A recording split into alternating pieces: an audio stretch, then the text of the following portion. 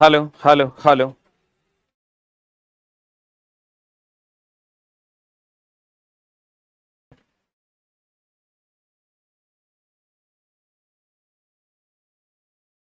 चिल्ला जी, हम लोग फिजिकल केमिस्ट्री का पहला चैप्टर पढ़ने वाले हैं। फिजिकल केमिस्ट्री का देखो चला, हम अपने हिसाब से इसमें चला दिमाग लगाए हैं। तुम किसी किताब में ये नाम का चैप्टर नहीं देखा होगा। देखा है क्या? जैसे चला, जितना किताब है भारतवर्ष में, किसी ऑथर ने ये चैप्टर नहीं बनाया। हमने इस चैप्टर को बनाया और इस चैप्टर का नाम रखा छोटी छोटी मगर मोटी बात। ठीक है? क्यों बनाया? इसलिए बनाया कि बेसिक्स चीजें हम तुमको सिखा सकें। ठीक है? एक लाइन में अगर आप समझिए तो बेसिक ऑफ केमिस्ट्री इसी चैप्टर में हम लोग पढ़ने वाले हैं। क्या पढ़ने वाले हैं? Basic of chemistry. तो चला, हम क्या किए ना, जहां जहां जितना बेसिक का जरूरत था उसको एक जगह सजा दिए, ताकि तुमको बेसिक्स अगर पढ़ लोगे तब हम लोग पहले चैप्टर में चलेंगे, जिसका नाम होगा एटॉमिक स्ट्रक्चर। क्या नाम होगा? क्या नाम होगा? Atomic structure. तो आइए पढ़ते हैं हम लोग पहले छोटी छोटी मगर मोटी बात।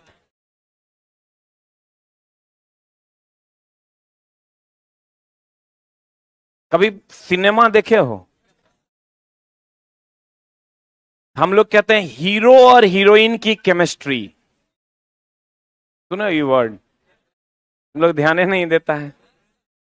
हम लोग कहते हैं हीरो और हीरोइन की केमिस्ट्री। सुने हो? मतलब क्या है इसका? हम लोग कहते हैं कि हीरो हीरोइन की केमिस्ट्री बड़ी सॉलिड है, ये दोनों की केमिस्ट्री बहुत अच्छी है। केमिस्ट्री का मतलब होता है एक दूसरे से संबंध। एक दूसरे से संबंध। तो हम लोग कहते हैं हीरो और हीरोइन की केमिस्ट्री मतलब हीरो और हीरोइन का संबंध। बोलो, कहते हैं। अब केमिस्ट्री की अगर हम बात करें चला, तो मिस्र जानते हो? क्या जानते हो चला? मिस्र जानते हो? मिस्र में कहां पर? मिस्र में कैमी नाम की एक मिट्टी थी। कौन नाम की? कैमी नाम की एक मिट्टी थी। कौन नाम की? कैमी नाम की एक मिट्टी थी, जिसमें बहुत सारा गुण था। उसी से लोग पत्थरों को जोड़ लेते थे, उसी से लोग हड्डी टूटता था तो जोड़ लेते थे, उसी से लोग बर्तन बना लेते थे, उसी से लोग बहुत सारी चीजें यूज करने के लिए बना लेते थे। और उसका रंग काला था। उसका रंग कैसा था? काला था। जगरा में गुण होता है चला, उसका रंग काला होता है।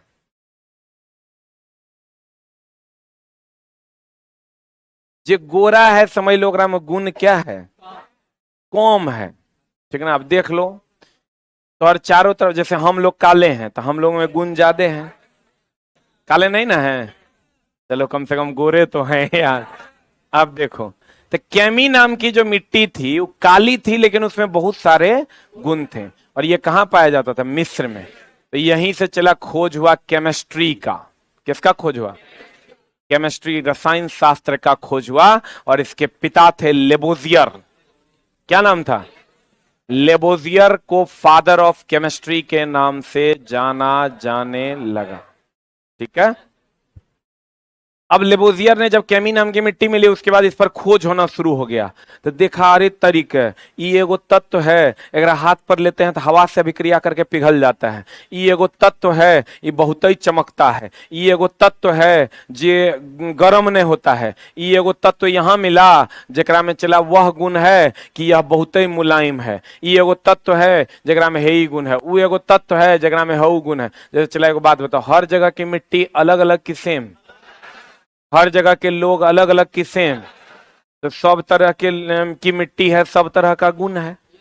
तो इसी आधार पर लगभग बहुत सारे तत्वों की खोज होने लगी और अलग अलग जगह पर जो तत्व मिल रहे थे उसका गुण अलग अलग हुआ करता था। इवन ऐसा ऐसा तत्व मिला कि 1 किलोग्राम ले लो और में आग लगा दो तो पूरा आधा बिहार खत्म हो जाएगा, पूरा पटना खत्म हो जाएगा। ऐसा ऐसा तत्व मिल गया। तो समझो कि अगर ओकर पहचान नहीं होती और कोई आग लगा देता तो मामला गड़बड़ा नहीं जाता। इसलिए उसकी पहचान होनी जरूरी थी। मान लो कि यहां पर यूरेनियम का खदान है, लोग बुझवे नहीं करता कि भैया ये कितना नष्टकारी हो सकता है, विनाशकारी हो सकता है। लोग ये सलाई लेके अपना सिगरेट पी लेता, पूरा विश्व उड़ जाता, नहीं उड़ जाता। तो अब आप समझे, अब 5,000 ट्रक कोयला जलाइए। कितना ट्रक? 5,000 ट्रक भर के कोयला जलाइए, 1 किलोग्राम यूरेनियम में आग लगा दीजिए, उतने ऊष्मा जनरेट होगा जितना 5,000 ट्रक कोयला में होगा। मेरा बात समझ रहे हैं? अब कहने का मतलब यह हुआ चला कि इसी तरीके से बहुत सारे कैमी नाम की मिट्टी मिली ना, तो कहा तब तो अलग अलग जगह पर अलग अलग चीज होगा जेकर अलग अलग गुण होगा। तो ओकरे नाम रख दिया गया, किसी का प्लेटिनम, किसी का सोना, किसी का चांदी, किसी का नाइट्रोजन, किसी का सोडियम, अलग अलग जगहों पर अलग अलग नाम रख दिया गया। और इसकी खोज सबसे पहली बात किसने की थी?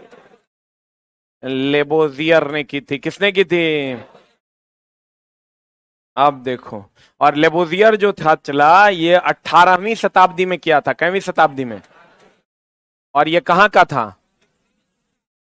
कहां का?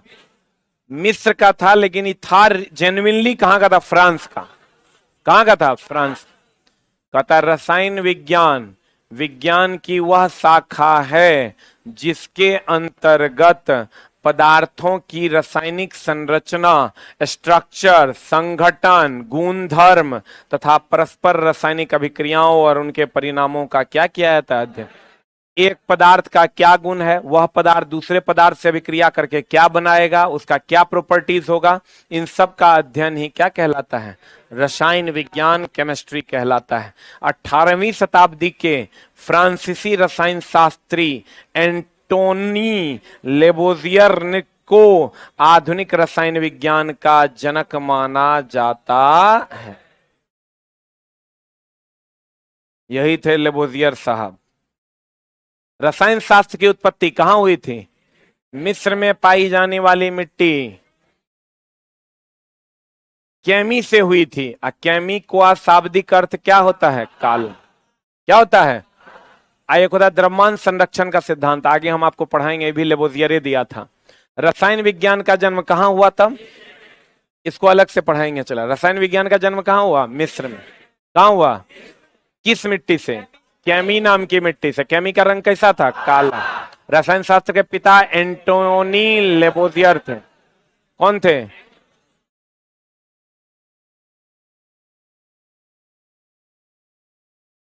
अध्ययन की सुविधा के आधार पर रसायन शास्त्र को 3 भागों में बांटा गया। एक भौतिक रसायन और कार्बनिक रसायन और कार्बनिक रसायन। भौतिक रसायन, कार्बनिक रसायन और कार्बनिक रसायन। सही है ना? अब चला, भौतिक रसायन में क्या है, कार्बनिक में क्या है और कार्बनिक में क्या है। भौतिक रसायन, कार्बनिक में होता है कार्बन युक्त रसायन। वह रसायन जकरा में कौन हो? कार्बन। जैसे चला कैमी नाम का मिट्टी मिला ना, वैसे ही एगो पदार्थ मिला जो काला था, जकरा कार्बन कहा गया। क्या कहा गया? तो अकार्बनिक मतलब जकरा में कार्बन न हो। जकरा में क्या ना हो? कार्बन ना हो, उसे क्या कहेंगे? अकार्बनिक। जकरा में कार्बन हो, मतलब कार्बन युक्त पदार्थ का अध्ययन करेंगे, कार्बनिक रसायन, ऑर्गेनिक केमिस्ट्री। कार्बन से रहित पदार्थ का अध्ययन करेंगे, अकार्बनिक केमिस्ट्री, इनऑर्गेनिक केमिस्ट्री। सही है ना? और चला, भौतिक रसायन में क्या करते हैं? चला, उसके रूप का, रंग का, आकार का, साइज का अध्ययन करते हैं। ठीक है, कुछ खास नहीं है, डिफिनेशन रट्टा नहीं मारना है। इसके अंतर्गत अणुओं के भौतिक गुण तथा भौतिक संरचना पर उनकी रासायनिक संरचना के प्रभाव का अध्ययन किया जाता है। इसके अतिरिक्त इस शाखा में रासायनिक अभिक्रिया की दर, प्रकाश के रासायनिक प्रभाव, कि प्रकाश का किसी केमिकल पर क्या प्रभाव पड़ता है या कोई अभिक्रिया कैसे होती है का अध्ययन किया जाता है। किसमें? भौतिक रसायन। कार्बनिक रसायन में कार्बन युक्त की कार्बन मुक्त, इसके अंतर्गत कार्बन एवं हाइड्रोजन से युक्त रासायनिक यौगिक अथवा उनके आपसी व अन्य तत्वों के क्रियाओं का अध्ययन किया जाता है, जैसे ईंधन, प्लास्टिक, खाद्य योजक यानी फूड एडिटिव्स, प्रकाश संश्लेषण इत्यादि। और अकार्बनिक की अगर हम बात करें, अकार्बनिक किसकी बात करें चला, तो इसके अंतर्गत कार्बन युक्त की कार्बन मुक्त, अतः इसके अंतर्गत सभी अकार्बनिक तथा गैर हाइड्रोकार्बनिक मतलब जकरा में कार्बन न हो, यौगिक तथा निर्जीव पदार्थों का अध्ययन किया जाता है। उदाहरण के लिए धातु, खनिज, सेल, रेडियो सक्रिय तत्व इसके अंतर्गत आते हैं। अब चला, यहां तक ही था बकवास। क्या था ये? अब रियल में स्टार्ट होता है छोटी छोटी मगर मोटी बात। पहले हम लोग आते हैं चला पदार्थ पर। पदार्थ क्या है? आप इसको पढ़े भी होंगे अपने क्लासेस में। पदार्थ को हम लोग सब्सटेंस भी कहते हैं, या इसी को हम लोग मैटर भी कहते हैं, ठीक है? या इसी को पदार्थ का ही दूसरा नाम द्रव्य भी है। चला, द्रव और द्रव्य में अंतर है। द्रव और देखो, ये पदार्थ के 3 प्रकार हैं, ठोस, द्रव और गैस।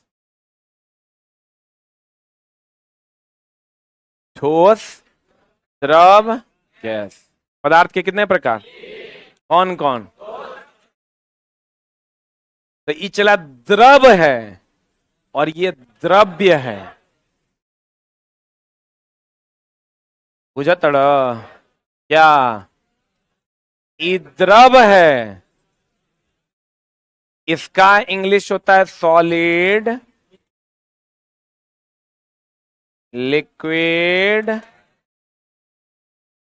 गैस।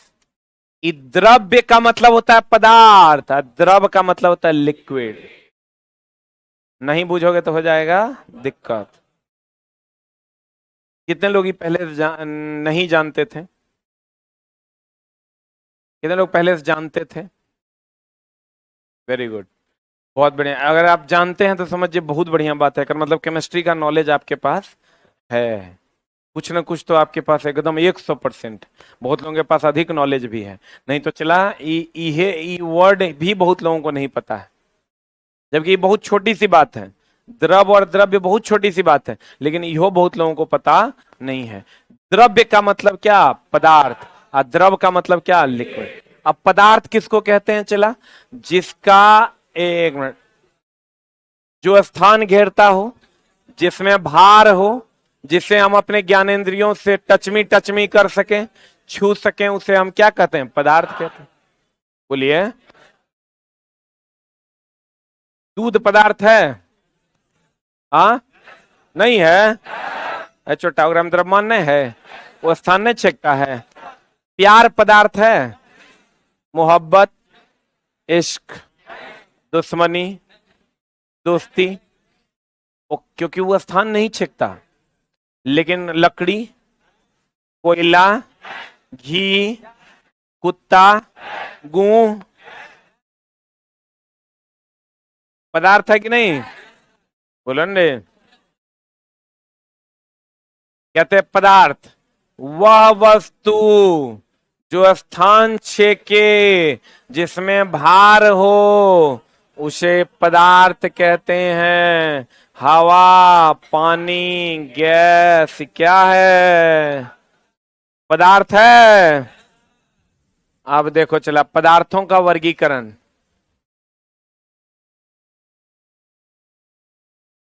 पदार्थों का वर्गीकरण। देखो चला, कहते हैं पदार्थ दो प्रकार के, भौतिक वर्गीकरण, रासायनिक वर्गीकरण।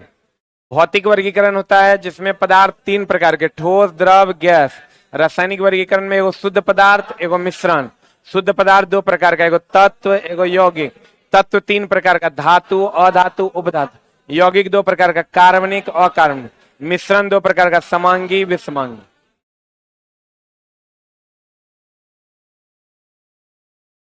बोला हो राजा।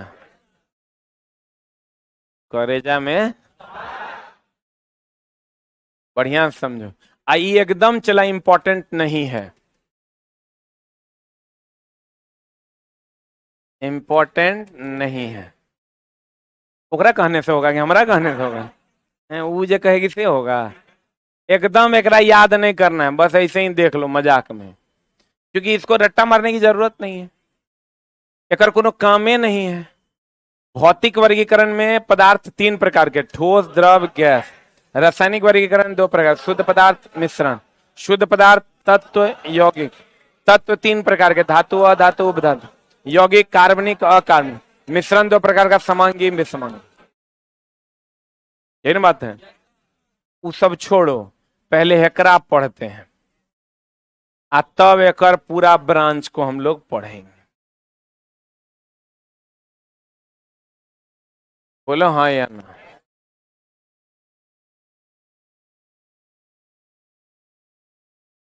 पहले एकरा पढ़ते हैं कि पदार्थ के तीन भाग भौतिक वर्गीकरण के अनुसार, ठोस, द्रव, गैस। यानी दर्द पक्का। भौतिक अवस्था के आधार पर पदार्थों का मुख्यतः कितना वर्ग? तीन वर्ग। कौन कौन? अब ठोस किसको कहते हैं? जेकर आकार एंड आयतन निश्चित हो, ठोस। सही है ना? जेकर आकार, आयतन निश्चित, आयतन निश्चित, आकार अनिश्चित। गैस आकार भी अनिश्चित, आयतन भी अनिश्चित। बोला हो राजा। जेकर आकार और आयतन दोनों निश्चित। ठोस जेकर आयतन निश्चित, आकार अनिश्चित। द्रव, द्रव 1 लीटर है तो के लीटर होगा, लेकिन जिस बर्तन में रखोगे उसका आकार धर लेगा।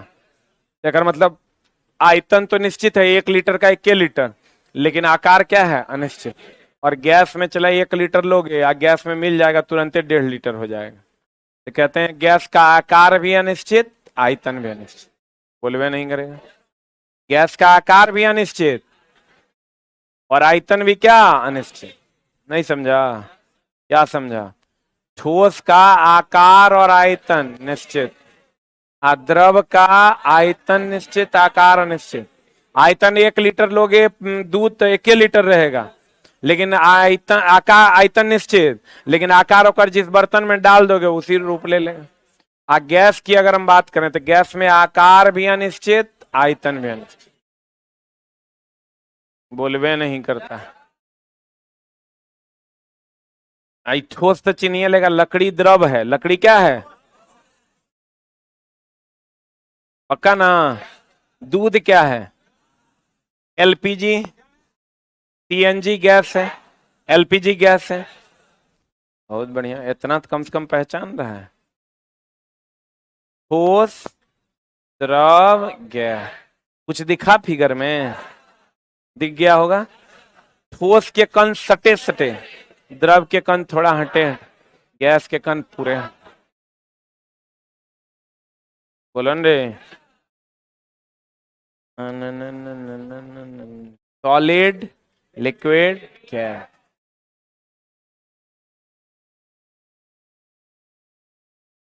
ठोस इसका आयतन तथा आकार दोनों निश्चित होता है, पत्थर कोयला। द्रव, इसका आयतन निश्चित लेकिन आकार परिवर्तनशील, अर्थात इसे जिस पात्र में रखा जाता है उस पात्र का स्थान ग्रहण कर लेता है, जैसे पानी, दूध, तेल इत्यादि। गैस, इसका आयतन तथा आकार दोनों परिवर्तनशील, कोल गैस, मार्स गैस इत्यादि। बोलो हाँ या ना, बोलो। लेकिन तुम कहेगा सर ये सब तो हम पहले से पढ़ ले हैं, एक ही पढ़ा रहे हैं आप। आकार निश्चित, आयतन अनिश्चित, ये सब तो 1956 से हम लोग पढ़ते आ रहे हैं, है कि नहीं चला? बहुत बढ़िया बात है। अब जो तोरा हम पढ़ाने वाले हैं इसको बढ़िया से देखना। सॉलिड, गैस और क्या है, लिक्विड। एक बात बताओ तुम, मुंह में लाठी ठूसते हैं। पता चला गतिज ऊर्जा, जेकरा में सबसे ज्यादा गति होगा ओकर गतिज ऊर्जा सबसे ज्यादा। तो बता, गैस है, ये द्रव है, ये ठोस है, केकरा में गति ज्यादा है? पक्का गैस में सबसे ज्यादा, द्रव में उससे कम। सही है। अब एक बात बताओ, एक होता है विसरण का गुण, विसरण का मतलब होता है घुलने मिलने का गुण। बता, सबसे ज्यादा घुलने मिलने का गुण किसमें है? गैस में। उससे कम, उससे कम। पक्का पक्का। अच्छा बताओ, अणुओं के बीच का स्थान को हम लोग कहते हैं अंतर आणविक स्थान, सबसे ज्यादा किस में होगा? सबसे ज्यादा गैस में ना होगा, उससे कम द्रव में, सबसे कम ठोस। अणुओं के बीच का जो स्थान होगा सबसे ज्यादा किस में होगा? इसको हम लोग कहते हैं अंतर आणविक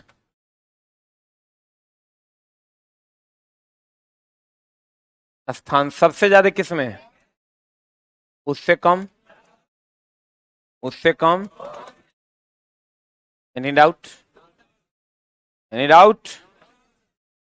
अंतर आणविक स्थान सबसे ज्यादा किसमें? गैस में। उससे कम द्रव, मत बोलो द्रव बोलो, द्रव द्रव द्रव, द्रव ने बोल देना है। द्रव में। उससे कम किसमें? ठोस में। Any doubt? विसर्जित सबसे ज्यादा कौन होगा? गैस। एक बात बताओ, घनत्व, घनत्व होता है अणुओं के बीच की दूरी, जकर अणु सटे सटे ओकर घनत्व ज्यादा। जैसे हम लोग कहते हैं घनियाइल है, घनियाइल है मतलब सटल सटल है कि हटल हटल। तो घनत्व सबसे ज्यादा सटल सटल के कारण ठोस में, उससे कम द्रव में, सबसे कम गैस। बताओ, अंतर आणविक आकर्षण बल किसमें सबसे ज्यादा? सबसे ज्यादा आकर्षण बल जो होगा, अंतर आणविक आकर्षण बल, एक दूसरे से जुड़ाव, किसमें होगा? उससे कम, सबसे कम, सबसे कम गैस। बोलो हाँ या ना। अंतर आणविक आकर्षण बल जो होगा, सबसे ज्यादा आकर्षण यहां होगा तब ना सबसे ज्यादा तगड़ा बॉन्ड यहां होगा। अब देखने रहो, चला सबसे ज्यादा घनियाई लेकरे कौन है, उससे हटल हटल ही कर, सबसे ज्यादा हटल हटल। तो घनत्व तो सबसे ज्यादा कर, उससे कम कर, उससे कम कर। अंतर आणविक आकर्षण बल सबसे ज्यादा यहाँ, उससे कम यहाँ, सबसे कम यहाँ। बोलवे नहीं करेगा। एक होता है प्रत्यास्थता, प्रत्यास्थता बोले तो कठोरता। बता, सबसे ज्यादा किस में? ठोस में, उससे कम और सबसे कम। एक होता है स्वसंजक बल, स्वसंजक बल होता है अणुओं के बीच लगने वाला बल। तो बता, सबसे ज्यादा बल केकरा में लगेगा? ठोस में, तब नहीं मजबूती से पकड़े हुए हैं। तो स्वसंजक बल सबसे ज्यादा, उससे कम, सबसे कम। अब बुझा कि ना, और कुछ छुटबो किया?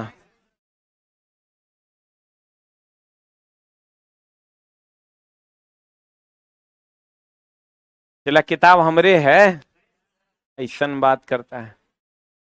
हमरा सब पता है कहाँ की लिखल है, एको गो देखो नहीं छूटल होगा। देखो चला एक बार और समझाते हैं। अरे काहे लंबा लंबा छोड़ रहे हैं, यानी कम छोड़ो ना, उसका पैसा हम न लेते हैं। हम सिर्फ हम लंबा लंबा छोड़ेंगे, तुम लोगों को क्या करना है, जबरदस्तियों सुनना है, लेकिन सुनना है, ठीक ना। देखो फिर से समझना, गतिज ऊर्जा सबसे ज्यादा गति गैस में, उससे कम द्रव में, सबसे कम ठोस में। विसरण सबसे ज्यादा, उससे कम, सबसे कम। अंतराण्विक स्थान सबसे ज्यादा घनियायल, आकर्षण, प्रत्यास्थता, सहसंजक बल। तुझे तेरे, बताओ चला सबसे ज्यादा आकर्षण बल कहां है, सबसे ज्यादा स्थान किस में है, गैस में है। सबसे ज्यादा गति के क्रम है, सबसे ज्यादा कठोर कौन होगा, बुझा रहा है।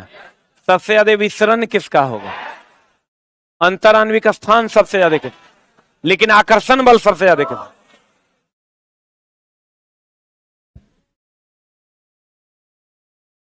रट के आंसर नहीं बना पाओगे, सोच पाओगे तो आंसर बन जाएगा।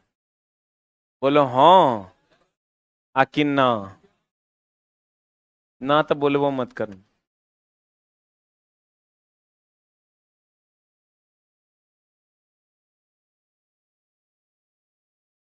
गतिज ऊर्जा, घनत्व, अंतराण्विक आकर्षण बल, अंतराण्विक स्थान, प्रत्यास्थता, सहसंजक बल, विसरण। विसरण लिख लो, घुलने मिलने का गुण, वैसे आगे पढ़ाएंगे हम। विसरण लिखो, घुलने मिलने का गुण।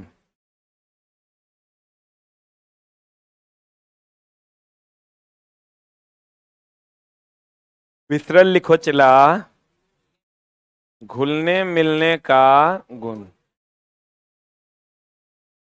बताएंगे। स्वसंजक लिखो, समान अणु के बीच लगने वाला बल। ये फिजिक्स में पढ़ना है, चला स्वसंजक और संजक। समान, स्वसंजक के सामने लिख लो, समान अणुओं के बीच लगने वाला बल। समान अणुओं के बीच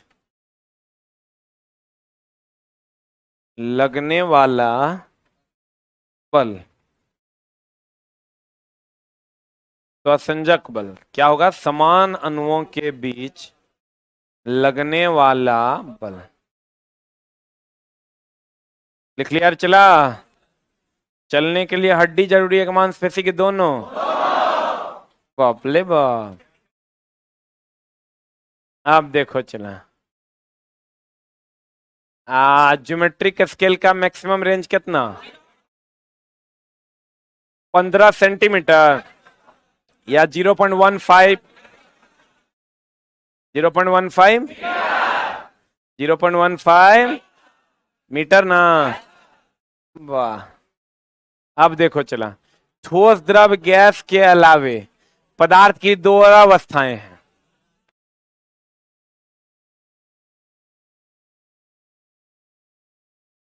एगो प्लाज्मा, एगो बोस-आइंस्टीन कंडेंसेशन। प्लाज्मा मतलब समझो बहुत अधिक तापमान, बहुत अधिक तापमान, बहुत अधिक तापमान 20,000 डिग्री से, सूर्य का तापमान है 6,000 डिग्री से। प्लाज्मा पदार्थ की चौथी अवस्था, बोस-आइंस्टीन कंडेंसेट पदार्थ की पांचवी अवस्था। चौथी अवस्था प्लाज्मा, अब पांचवी अवस्था बोस-आइंस्टीन कंडेंसेट। ठीक है, प्लाज्मा अवस्था ऐसा टेम्परेचर है चला कि यहाँ गैस भी आयन का रूप ले लेता है, गैस आपस में टूट जाता है, मतलब गैस में भी विद्युत धारा का प्रवाह हो जाए। अभी गैस है तो विद्युत धारा का प्रवाह हो रहा है। ये इतना हाई टेम्परेचर 6000 डिग्री सी सूरज का तापमान है, तो आज तक वहां कोई नहीं जा पाया, और इस अवस्था का तापमान 20000 डिग्री सी तक जा सकता है। सूर्य और तारों की ऊष्मा प्लाज्मा अवस्था के कारण होता है।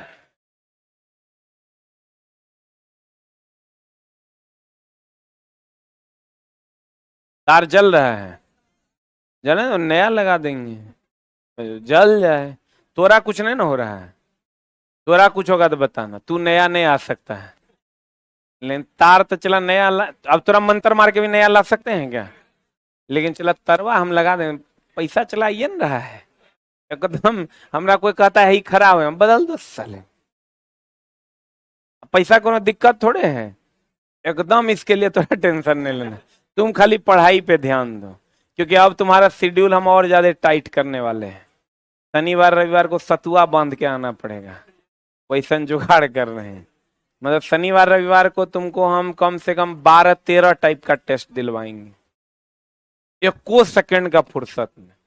तुम रूम पे सुतल रहेगा ना, आत्मा तो धिक्कारेगा, अरे साला सब टेस्ट दे रहा होगा, हम यहाँ सुतल हैं, क्योंकि यहाँ टेस्ट चलेगा। अभी शेड्यूल में चेंजिंग भी लाए हैं। ऑनलाइन वालों तुम भी थोड़ा शांत रहना, तुम्हारे लिए भी एक व्यवस्था हम ला रहे हैं अगले सप्ताह से, इस सप्ताह भर शांत रहो।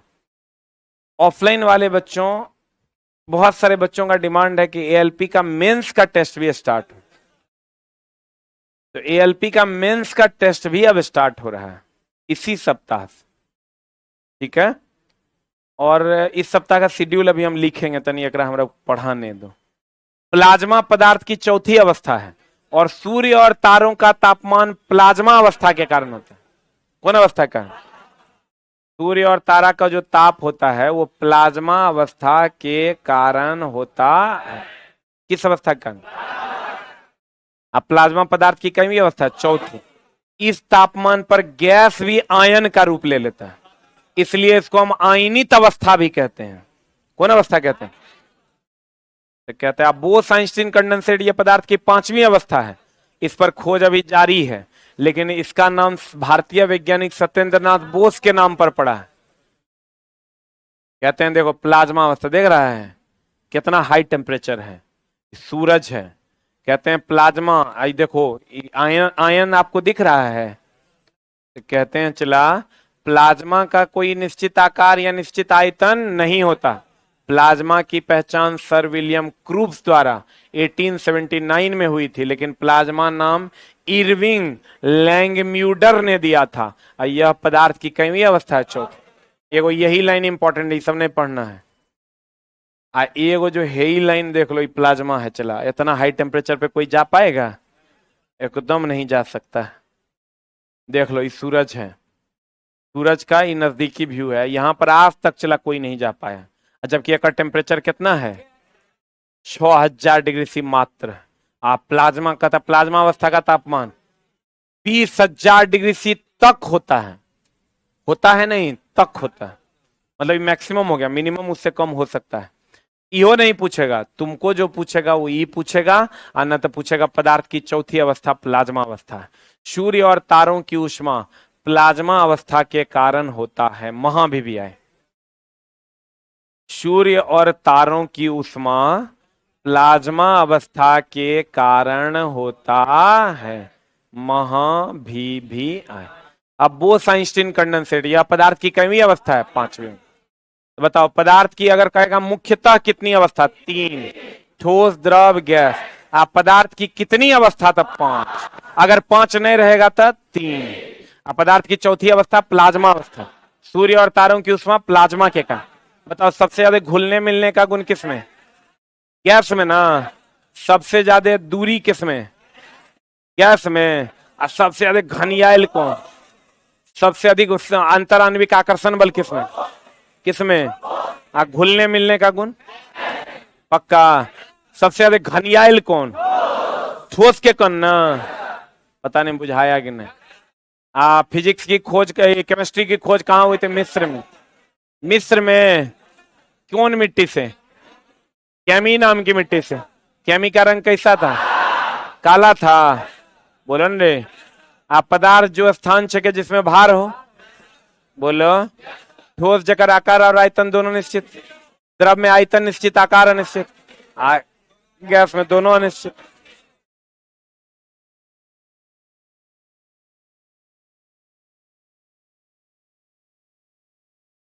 आई लोगी ना? पक्का? अब देखो चला। जो बच्चे नए हैं ऑनलाइन वालों, आप बर्दाश्त कर लो। इस सप्ताह के बाद हम नेक्स्ट वीक से आपके लिए भी कुछ करते हैं कि आप ऑफलाइन के सभी क्लासेस को एक्सेस कर पाइएगा। छोटा सा फीस लगेगा लेकिन आप कर पाइएगा। सैटरडे का रूटीन लिख लो। रूटीन में चेंज क्या है चला? अब सैटरडे को एएलपी सीबीटी 1 का टेस्ट होगा, पीटी का और ट्रेड टेस्ट होगा जैसे हो रहा है। अब मेंस का टेस्ट होगा संडे को 8 बजे। 8 बजे डिस्कशन के टाइम में चेंज लाए हैं। ठीक है, हम बता देते हैं क्या है। सैटरडे उठोगे तुम सुबह सुबह 8 बजे से तुम्हारा रूटीन शुरू करेंगे।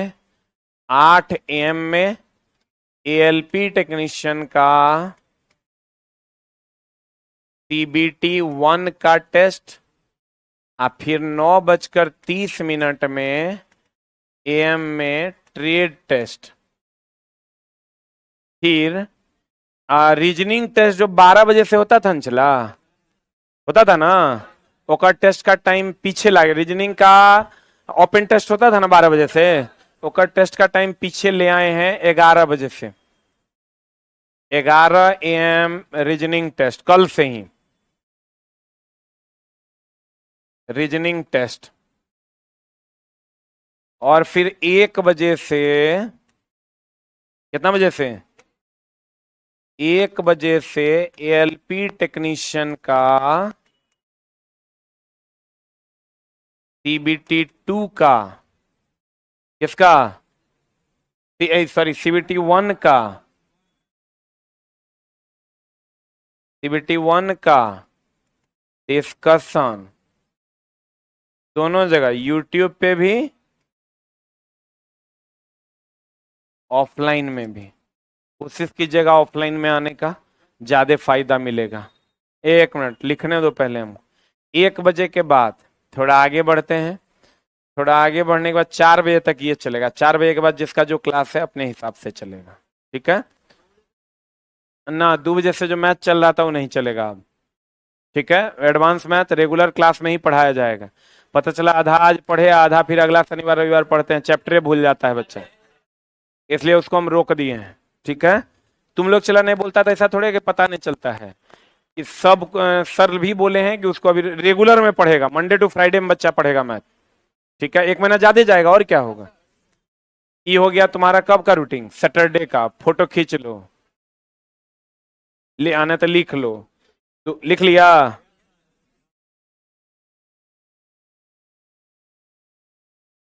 लिख लिया? हाँ नहीं, सर बोले नहीं है क्या? बोल दिए हैं सर। अरे हुआ? कितना देर लगता है फोटो? हमरो खींचो साथ में।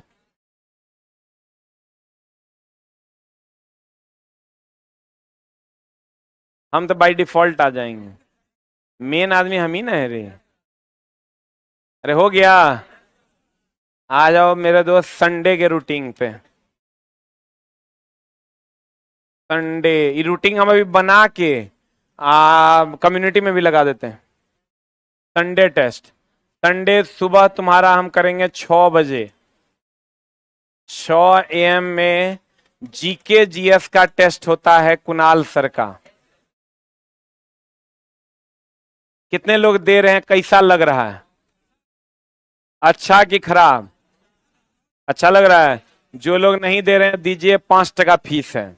भोरे उठना पड़ेगा लेकिन उसके लिए, और जो इसका लाभ ले रहे हैं वो ले रहे हैं।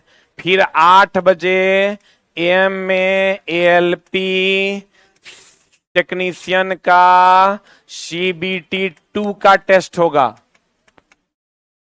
फिर चलिए कितना बजे?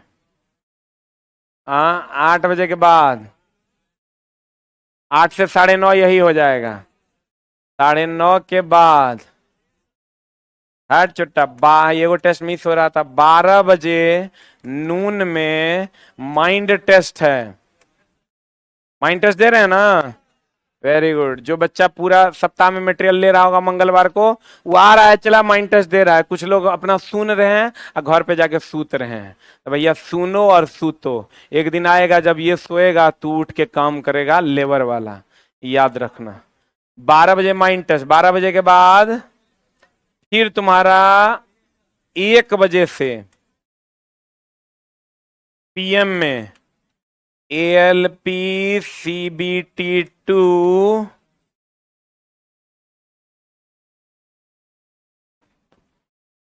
डिस्कशन स्टार्ट हो गया। फिर ये चलेगा 4 बजे तक। फिर 4 बजे से PM में रीजनिंग टेस्ट हो जाएगा। आप फिर 7 बजे से सुपर 50 होगा। इतना ही नहीं, बर्दाश्त करो।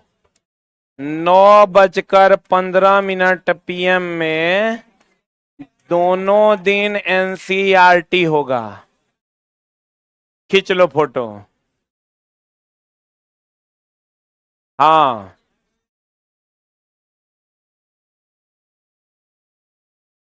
हाँ, फोटो खींच लो दोस्त को दिखाने के लिए। टेस्ट में नहीं आना, दोस्त को दिखाओ कि देखो हम कितना सीरियस हैं। टेस्ट के नाम पे तो हर फट के हाथ में आ जाता है। लेकिन चला 90% बच्चे टेस्ट दे रहे हैं, 10% ही नालायक हैं जो नहीं दे रहे हैं। अब देखो चला तुरा एगो चीज और दिखाते हैं। खींच लिया ना? देखो यहां भी NCERT ऐड कर लो। इन 9:15 में NCERT चलेगा। हो सकता है नहीं भी चले एक आध दिन रविवार को, तो हम रूटीन में हम बता देंगे तुमको। अब देखो, हाँ, एगो बिहार पुलिस का जिसका टेस्ट है 1 बजे से शनिवार को, रविवार को वो अपना सिर्फ टेस्ट देगा, तो वो ALP का डिस्कशन नहीं करेगा, उसका अलग टेस्ट होगा, वो अलग है। इधर आओ। अब तोरा हम तुम कहेगा सर हम चला तोरा बताते हैं। जो बच्चा इतना टेस्ट 6 महीना दे देगा, तोरा नहीं लगता होगा रिजल्ट हो जाएगा? ओकरा पढ़ा क्या क्या रहे हम वो बता देते हैं। ALP टेक्नीशियन का टेस्ट होवे करेगा, ट्रेड टेस्ट होइएगा, रीजनिंग में सेलेक्टेड क्वेश्चन का डिस्कशन, उसके बाद NCERT पढ़ा रहे हैं उसको, GK GS पढ़ा रहे हैं उसको, ALP CBT 2 पढ़ा रहे हैं, माइंड टेस्ट अलग से करवा रहे हैं। ALP CBT 2 टेस्ट है, रीजनिंग में सेलेक्टेड क्वेश्चन है, सुपर 50 में सेलेक्टेड क्वेश्चन है और NCERT है। अब तोरा तुम कहोगे सर पैसा ले रहे हैं आप, बता देते हैं तुमको। हम तुमसे 66 रुपया पर सप्ताह लेते हैं। कितना रुपया जोड़ देते हैं? और ट्रेड टेस्ट में जो 10% तुमको लगता है ना, तो अब चूंकि CBT 2 का भी टेस्ट हो गया तो 10% वहां भी लगेगा, तो हम तो हर एक जगह 5% कम कर दिए। ट्रेड टेस्ट में अब तुमको 5% लगेगा। इस बार से 10% लगता था ना, कितना लगता था? अब तुमको ट्रेड टेस्ट में 5% लगेगा। और चला तुरा लगता है कि 5% से कम में टेस्ट करवाया जा सकता है? जहां हो सकता था वहां 1% के टेस्ट हम रखे हैं। ठीक है? और ये 5% बचा के तुम मेंस वाला टेस्ट में 5% और लगा के मेंस वाला टेस्ट दे दो। हम सोचे कि 10-10, 20-10, 30 बच्चा पे ज्यादा लोड हो जाएगा, तो जितना हमसे हो पाया हम उतना एडजस्ट करने की कोशिश किए हैं। इस बार से ट्रेड टेस्ट का 5% कम कर दिए हैं, और वो 5% जो बचेगा 5% और मिला के बच्चा मेंस का टेस्ट मार लेगा। मेंस का टेस्ट इसलिए जरूरी है कि मेरिट उसी से बनेगा। ठीक है? अब आ जाओ चला, थोड़ा सा हम पैसा की ले रहे हैं देख लो। 10% यहां ले रहे हैं, 5%, 15, 10, 25, ये तो डिस्कशन है, ये फ्री है यूट्यूब पे। 25%, 66% जोड़ल है हमारे। 25%, 5% फीस है संडे को सुबह 6 बजे। 30, 10, 40, हाँ 40 है, 10% मटेरियल अब 5% टेस्ट। 55 हुआ, 55 55 10 5, ये 5 है। 55 5 60 आ 1 61 हुआ। हम एक 10 जोड़े थे 61। बोलो न चला। अब एगो बात बताओ चला, 61% में तुम अगर एक सप्ताह टेस्ट मारता है, पूरे महीना का कितना? 240%। 250 मान लो, 4 सप्ताह 250, 6 महीना मारोगे तो 1250। बोलो हाँ। अच्छा बताओ चला, अगर 1250 रुपया खर्चा करके कोई बच्चा 6 महीने तक इस रूटीन को फॉलो कर लेता है, तो एक बार अंतरात्मा से पूछना क्या उसका रिजल्ट होगा कि नहीं होगा? नहीं होगा चला। एक बार अपने आत्मा से पूछना, क्या इतने सारे टेस्ट देने के बाद और फाउंडेशन रेगुलर क्लास करने के बाद बच्चा का रिजल्ट नहीं होगा? तब चला की करने से रिजल्ट होगा, ही बताओ। ये जो टेस्ट है, ये चला मतलब तुम सोच भी नहीं सकता है, मात्र 1250 हमरा पे तू खर्चा करो। अब खर्चा क्या करेगा चला, इतना जीरोक्स देंगे तोरा, उतना इतना प्रिंट आउट देंगे। प्रिंट आउट खाली जोड़ लोगे तो 800 से 900 का हो जाएगा। जोड़ लेना जब 6 महीना का प्रिंट आउट होगा। और मात्र 1250 जो खर्च करेगा इस टेस्ट में चला, और 6 महीना में चला, तोरा नहीं लगता 1250 ही तोरा खर्च कर देना चाहिए? और इतना खर्च करना बहुत ज्यादा मुश्किल नहीं है। मुश्किल ये है कि तुम बैठ के पढ़ पा रहा है कि नहीं। 1% वाला टेस्ट में तुम बैठ रहा है कि नहीं सुपर 50 में। 5% जीके जीएस कुणाल सर का हो रहा है, तुम आ रहा है कि नहीं। माइंड टेस्ट का मटेरियल तुम ले जा रहा है कि नहीं, ओकरा तू पढ़ रहा है कि नहीं। रीडिंग टेस्ट में आ रहा है कि नहीं। सीबीटी 2 में आ रहा है, कहीं सीबीटी 1 में आ रहा है, 2 में तुम एब्सेंट तो नहीं है। सीबीटी 1 में आ रहा है, कहीं तू ट्रेड वाला छोड़ तो नहीं दे रहा है। तो ये सब काम अगर तू नहीं कर रहा है, तो 6 महीना के बाद तू अपने आप में कॉन्फिडेंट पाएगा कि 5 गो सीट आएगा तो ये ले लेंगे। उ छोड़ो, हम तो हमार कोचिंग है तो हम कहबे करेंगे। तू अपना दिमाग में, तुम्हार बुद्धि विवेक है, तुम सोच के देखना क्या इतनी व्यवस्थाओं के बाद बच्चों का रिजल्ट होगा कि नहीं होगा? नहीं होगा। तो चलो आइए ना, हम लोग मिल के मेहनत करते हैं और रिजल्ट की ओर हर दिन एक कदम बढ़ाते हैं। Thank you very much. और 100% इस रूटीन को फॉलो कीजिए। हम अभी यूट्यूब के कम्युनिटी में भी लगा देंगे ये रूटीन। आराम से आराम से आराम से। ऑनलाइन वालों आप भी थोड़ा बर्दाश्त करो, अगले सप्ताह से हम इस सब का एक्सेस आपको देंगे। इस सप्ताह भर बर्दाश्त करो, आपकी व्यवस्था कर रहे हैं, अगले सप्ताह से आपको इसका एक्सेस देंगे।